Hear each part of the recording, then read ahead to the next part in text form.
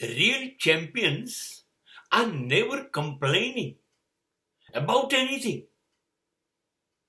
about their training, about their winning, about their defeating.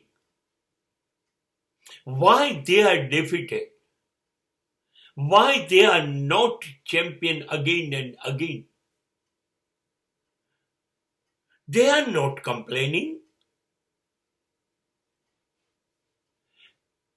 They are aware how to improve their own self.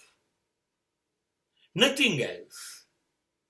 જે ખરેખર champion હોય છે ને એ ફરિયાદ નથી કરતા કે આ સ્થિતિ હતી એટલે આમ થયું. ના, એ ફરિયાદ નથી કરતા, ખુલાસાઓ નથી કરતા, બહાના નથી કાઢતા કે આ કારણે હું હારી ગયો, આ કારણે હું ના જીત્યો. એવું કશું જ નથી કરતા.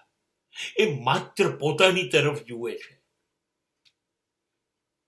અને શોધી કાઢે છે કે મને ચેમ્પિયન બનવામાં શું નડે છે, કેમ નથી બની શકતો, શું ખૂટે છે.